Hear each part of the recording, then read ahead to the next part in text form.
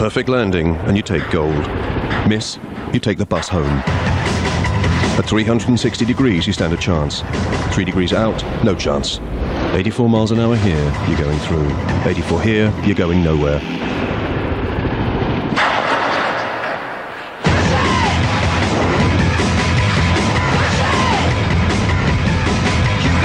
The Winter Olympics coming soon on the BBC. No margin for error. Get the most out of the Winter Olympics with the BBC's enhanced digital coverage. By choosing the event you want to watch. To find out how to get digital TV, call 08700 10 10 10.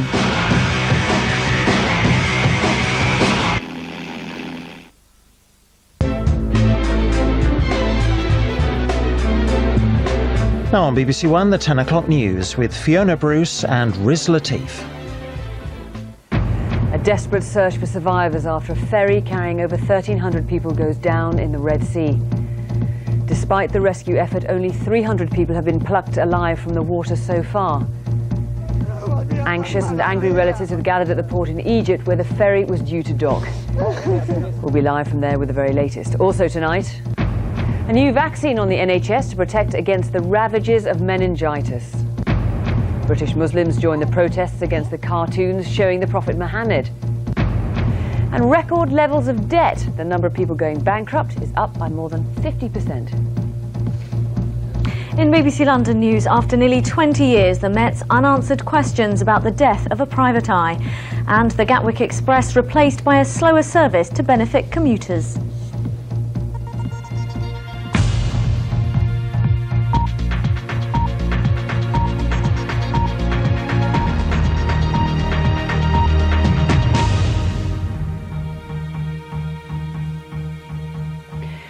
Good evening. Hundreds of people are missing after a ferry carrying almost 1,500 passengers capsized in the Red Sea. The Egyptian ship was last heard from this time last night and no distress signal was issued. The search is now underway for survivors. Some passengers had time to scramble into life rafts and over 300 so far have been picked up by boats, warships and helicopters. The ferry was on its way from Duba in Saudi Arabia to Safaga in Egypt, where anxious relatives have now gathered, desperate for news. In a moment, we'll report live from Safaga on the situation there tonight. But first, our special correspondent Gavin Hewitt on the day's events. Aircraft flying over the heavy swell of the Red Sea today spotted survivors in life rafts, but they were rare sightings. By the end of the day, over 300 passengers had been rescued, but the ferry had been carrying nearly 1,500. But pilots also reported seeing dozens of bodies floating in the water. Tonight, hundreds of relatives gathered at the Egyptian port of Safaga. Many were distressed. My son, I just want to know whether he's dead or alive, said this man.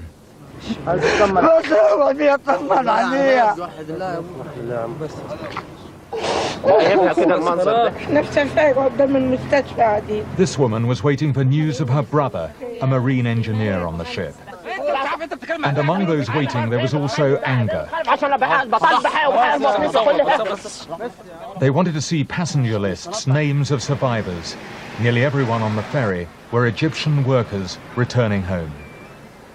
The ship was 35 years old, a roll-on, roll-off ferry which used to work in Europe. Since then, she's been renamed the Al Salam 98, and 2 extra decks have been added. So, what might have sunk the Al Salam 98? It may well have been a combination of factors. Firstly, there were high winds, and the extra decks may have made the ferry less stable.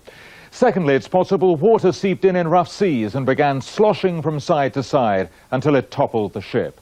Thirdly, some of the 200 vehicles on board may have moved to one side, and that also may have helped capsize it. What we do know is that as the boat went down, there was no Mayday signal, which suggests whatever happened was quick and catastrophic.